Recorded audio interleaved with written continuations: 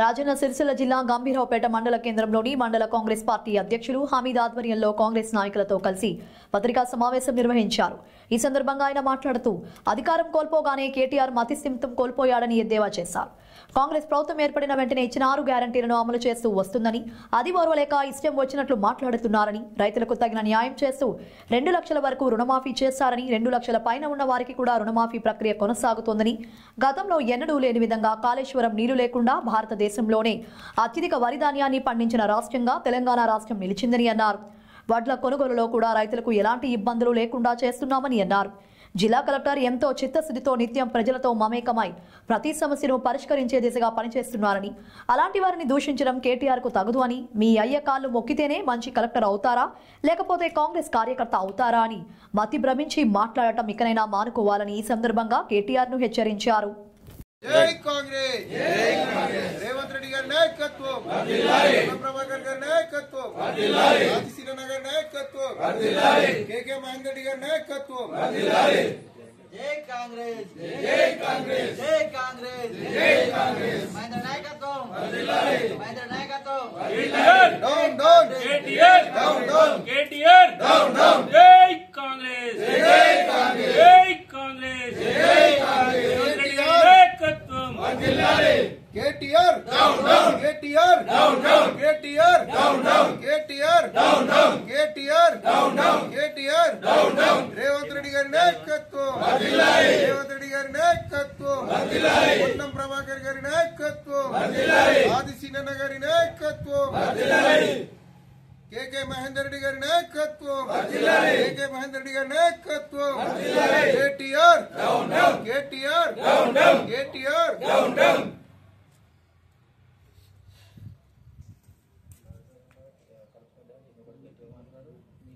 నుంచి కేటీఆర్ గారు మాట్లాడుతున్నటువంటి పదజాలం ఏదైతే అయిందో, ఆయనలో ఉన్నటువంటి నైరాశ్యానికి, ఆయనలో ఉన్నటువంటి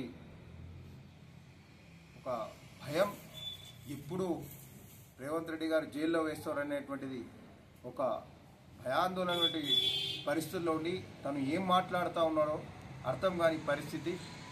మరి ఆయన 9 సంవత్సరాలుగా ఒక మంత్రిగా పదవిలో ఉన్నటువంటి వ్యక్తి కూడా ఇటువంటి పరుష పదజాలం ఉపయోగిస్తున్నారంటే నిజంగా అది ఆయనకే చెల్లుతుంది. మరి ఇటువంటి పరుష పదజాలాన్ని ఉపయోగిస్తే కాంగ్రెస్ పార్టీ నాయకులు ఊరుకునే ప్రసక్తి లేదు. బట్టలు ఊడగొడుతు నీకు సిరిసిల్ల తరమే కొడతాం బిడ్డ కేటీఆర్. మా రాష్ట్ర ముఖ్యమంత్రి పైన మాట్లాడే మాటలను తీవ్రంగా ఖండిస్తూ ఉన్నాం. ఇవాళ ప్రజాస్వామ్యబద్ధంగా ప్రజల చేత ఎన్నుకోబడిన ప్రభుత్వాన్ని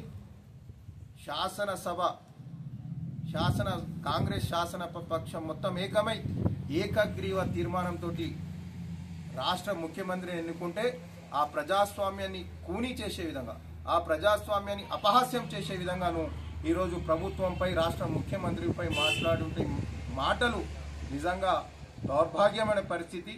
ఈరోజు మా కాంగ్రెస్ పార్టీ ద్వితీయ శ్రేణి నాయకులపైన నువ్వు విమర్శలు చేస్తూ ఉంటే, మాలాంటి నాయకులపైన కూడా నువ్వు విమర్శలు చేస్తూ ఉంటే నీ స్థాయికి ఏ స్థాయికి దిగజారిపోయినావు నువ్వు ఈరోజు ప్రజలందరికీ అర్థమవుతా ఉంది.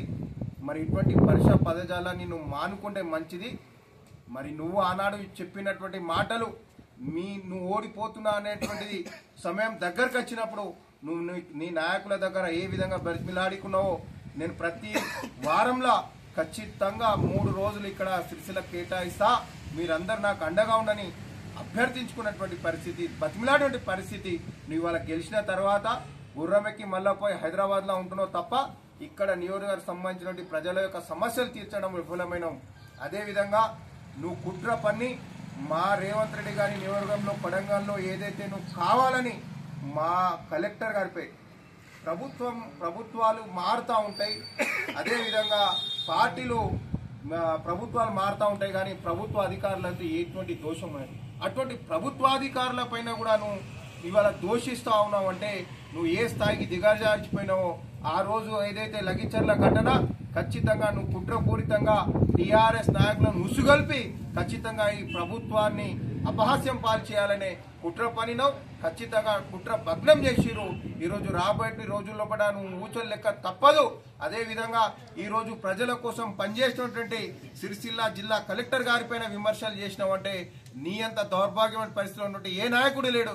ఇవాళ నువ్వు వాళ్ళను తీసుకొని ఇక్కడ నియోజకవర్గంలో ఏదైనా సమస్యలు ఉంటే తీసుకునేందుకు ఎప్పుడైనా ఈ జిల్లా కలెక్టర్ దగ్గర కానీ ఈ రాష్ట్ర ప్రధాన కార్యదర్శి కానీ పోయి ఎప్పుడైనా నువ్వు ఇక్కడ ఉన్నటువంటి సమస్యలు విన్నవించినవా?